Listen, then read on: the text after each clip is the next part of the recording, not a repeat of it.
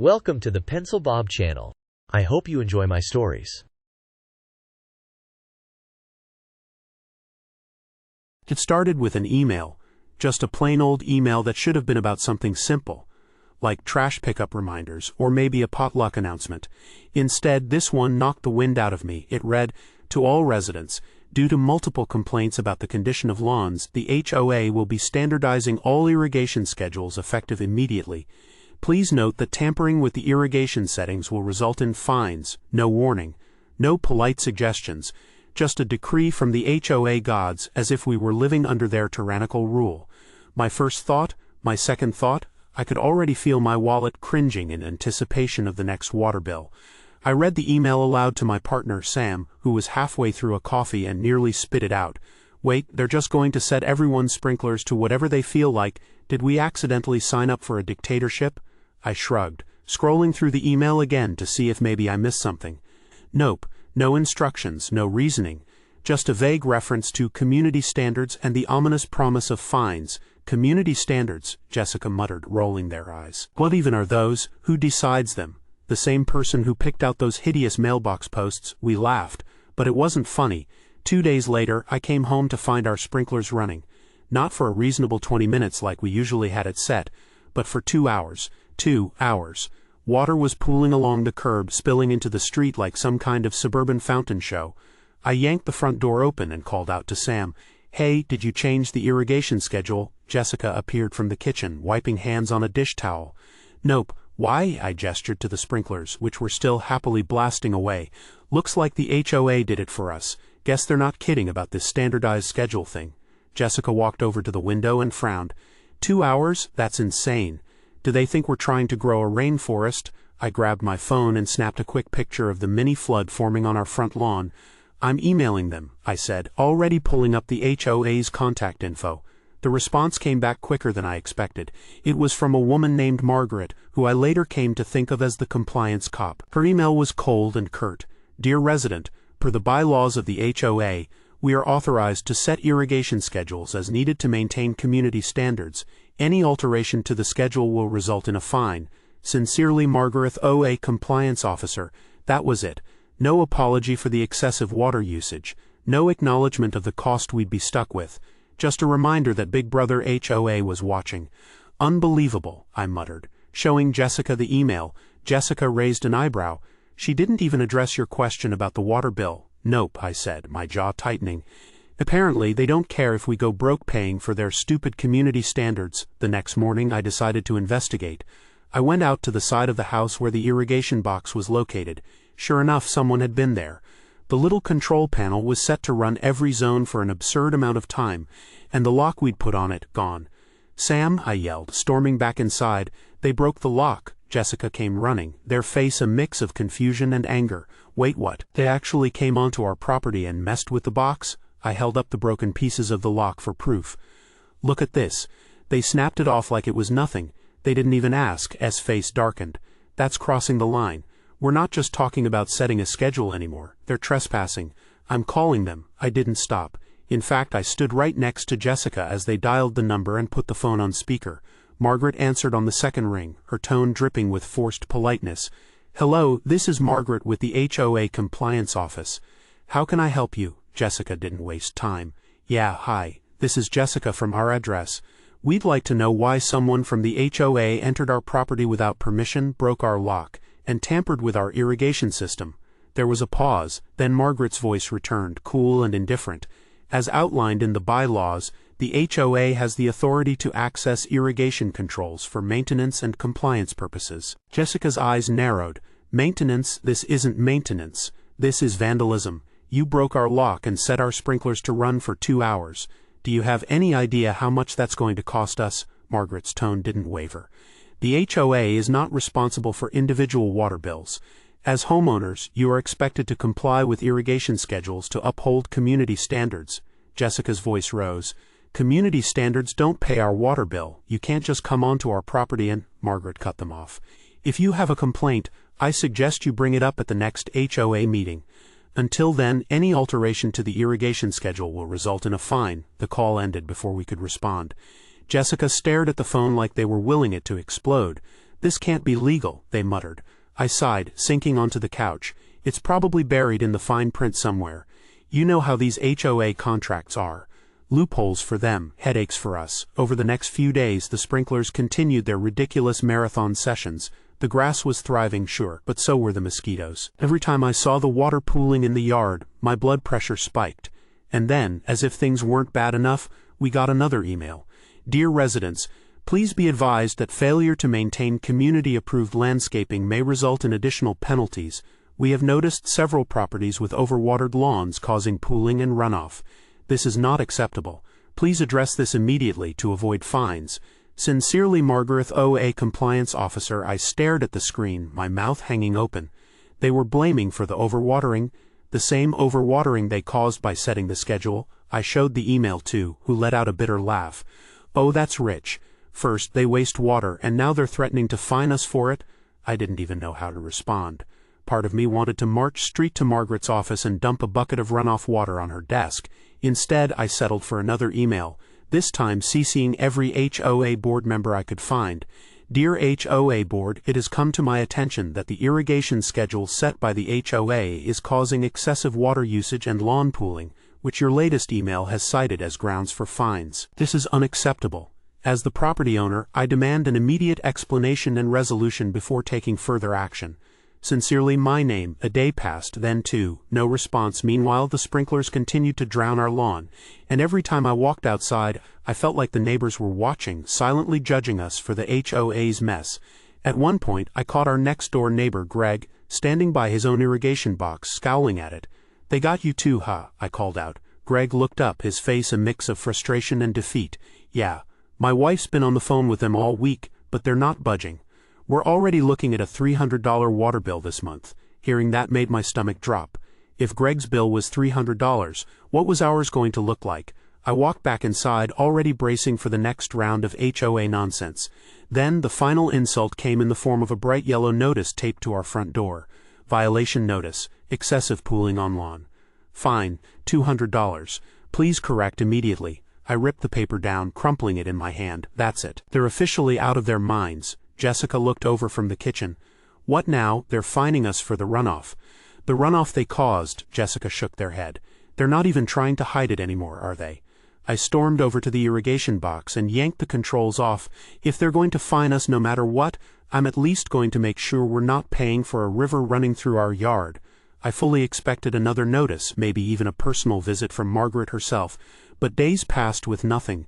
The sprinklers stayed off, the lawn started to dry, and for a brief moment I thought we'd finally won. Then the water bill arrived. $487. I stared at the number, feeling the heat rise in my chest. This was it. The HOA had officially pushed me too far. I picked up the phone and called a lawyer.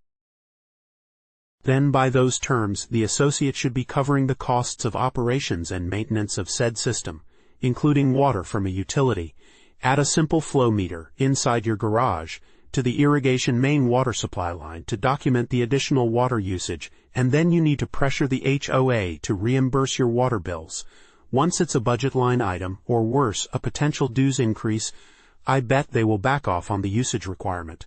Good luck to you. If the HOA is mandating that the lawn is watered a certain amount, then they should be the ones who pay the water bill. If the pipe that leads to the irrigation system is fed from your meter, see if you can find the shutoff in your house. I don't know plumbing code, but I were doing it. I would put the shutoff valve at the T where the irrigation pipe starts from the main water line. If you don't have a shutoff, then it might be time to get a plumber to install one for you. If the pipe that connects to the irrigation system is buried, you might be. If the irrigation is tied into the individual home's water line, then the individual homeowner will be responsible for and need to pay for the water used by the irrigation system. If the irrigation is tied into the HOA's water system and not the individual house, then the HOA will be responsible to pay for the water used. The money from this would come from the HOA fees for lawn maintenance. If lawn maintenance is not budgeted correctly by the HOA board and there is a shortage of funds, then the HOA board should either vote to increase the money collected or cut how much water they use. Instead, it sounds like the HOA board is just passing the buck by mandating the individual pay for the extra water being used. What the HOA board should do is replumb the pipes so the water for irrigation is centrally managed. This could also afford them an incentive and possibly credits discounts on using water this way from the city, as the individual homeowner would not be able to get these credits discounts from the water company. If you like our stories, then please like and subscribe and comment, and remember to hit that bell icon so you never miss out. We have new stories almost every day. The day those cameras went up in the hallway, my stomach sank. At first, I didn't think much of it. Just another HOA overstep. They were always trying to improve security or enhance the community experience, which is HOA code for spending our money on nonsense no one asked for. But the way these cameras were installed, it was like they'd taken a personal interest in me, specifically in front door. The first time I noticed, I stood in the hallway, staring at the small black lens fixed firmly in my direction. It wasn't subtle. Out of the 10 units on my floor, this camera seemed to have no other purpose than to monitor every move made at my door. And just to confirm, I walked down the hall, looked at the other cameras, and, sure enough, none of the others had the same invasive focus. The rest were positioned generically, catching parts of the hallway or the elevator areas. But mine, dead center, like they were waiting for me to step out with a spotlight on me. That night I sat on the couch, venting to a friend on the phone. Who does this? It's like I'm living in a police state. Every time I open my door, someone's watching. Every time someone comes over, they're being recorded. It's insane. My friend, ever the voice of reason, suggested I bring it up at the next HOA meeting. And say what? That they're creeping me out. They'll just say it's for security and brush me off, but still, I couldn't let it go. A few days later, I watched through the peephole as one of my neighbors stepped off the elevator carrying a couple of grocery bags. They walked past the camera oblivious. Of course, the camera couldn't see their door. It didn't care about their groceries or their life. Just mine. I stood there, gripping the doorknob, feeling like a caged animal under a microscope. By the end of the week, my irritation had boiled over. I wasn't the kind of person to sit quietly while someone invaded my privacy. I didn't need permission to reclaim what was mine, so I waited until the hallway was empty, slipped out quietly and approached the camera. It wasn't hard to figure out how to turn it. I reached around the back and rotated it so it faced the wall instead of my door. No drama, no mess, just a small, defiant act. The rush of satisfaction I felt was immediate. Finally, I could open my door without feeling like I was on a reality show. But of course, peace in an HOA never lasts. The very next day, there was a note taped to my door. Tampering with HOA equipment is prohibited and subject to fines. Please refrain from interfering with the cameras. HOA board. I crumpled the note in my fist, feeling the blood rush to my face. They didn't even bother knocking. They didn't want a conversation. Just a passive-aggressive note, as if that would make me fall in line. I wasn't about to give them the satisfaction. That night, I turned the camera to the wall. This time I was careful to leave no trace, approaching it from the side, gloves on, as though I were performing a heist. If they wanted a battle, I was ready. Sure enough, another note appeared the next day. This one was longer, full of legal-sounding jargon about community rules and violations. It ended with a threat of escalating fines if I continued tampering with HOA property. I read it twice, tossed it in the trash, and poured myself a glass of wine. A week passed. I left the camera alone, mostly out of curiosity. I wanted to see if they'd do anything besides leave snippy notes. But the longer it stayed pointed at my door, the angrier I became. I caught myself glaring at it every time I walked into the hallway, imagining some faceless board member watching me on a screen, judging my every move. So I turned it again. This time I was feeling bold. Instead of just facing the wall, I aimed it directly at the ceiling. Let them record that. The next day, I opened my door to find board members standing there, clipboards in hand, looking like they were about to serve me papers. The one in the middle, a smug man named Greg, cleared his throat and launched into a speech about respecting the community and upholding safety measures. I crossed my arms. Safety measures? How does pointing a camera directly at my door enhance anyone's safety? Greg gave a tight smile. The cameras are positioned based on security assessments. Oh, really? Then why isn't there a camera pointed at any of the other doors on this floor? The woman to his left, Lisa, jumped in. We've received complaints about people tampering with the cameras. Yeah, that would be me, I interrupted. Because I'm not going to let you invade my privacy.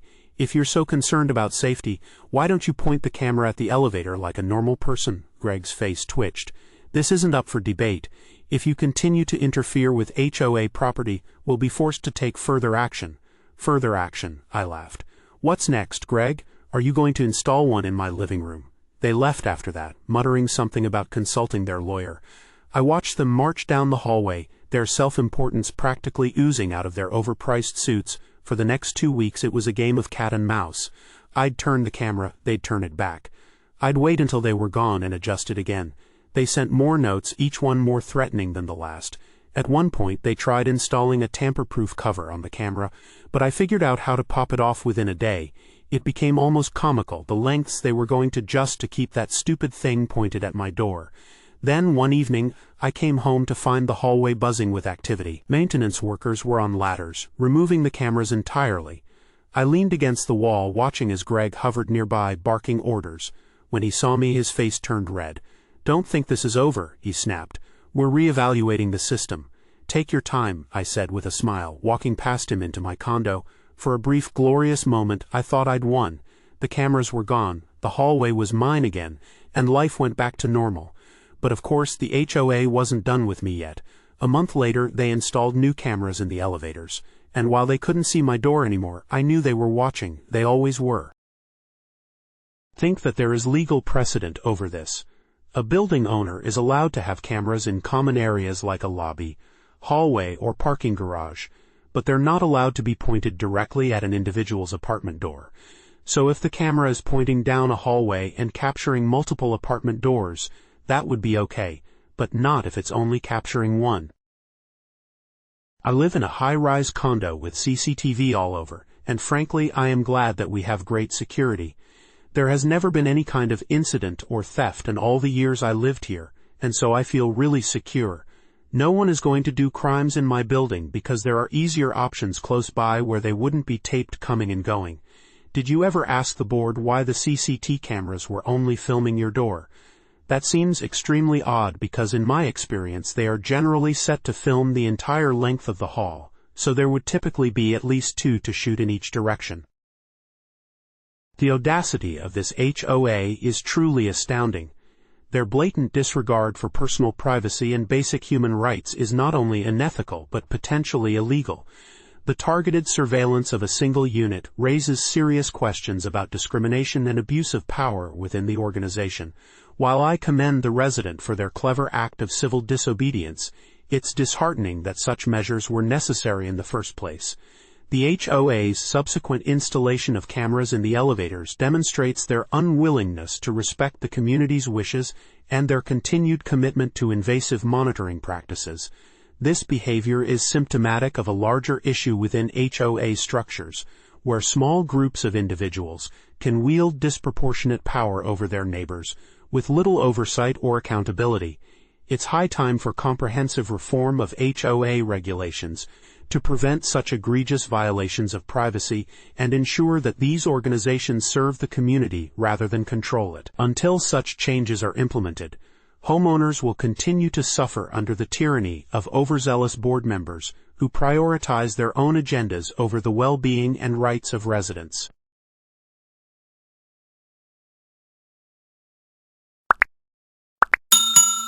I would like to thank you for watching the video to the end. To encourage us to make more videos, please like, subscribe, comment, as well as share. Check out this other video if you haven't already.